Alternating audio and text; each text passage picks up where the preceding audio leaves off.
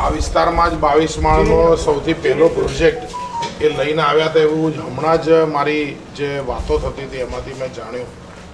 આજે આ 55 લાખના આજુબાજુની કિંમતના ફ્લેટ સામાન્ય માણસને પોતાનું ઘરનું સપનું પૂરું થાય એ માટે, અને એ પણ 1 લાખ જેટલા પોડિયમ લિવિંગ સાથેનો નવો પ્રોજેક્ટ હોય તો એમના માટે શુભકામના છે કે આવા પ્રોજેક્ટ મૂકતા રહે.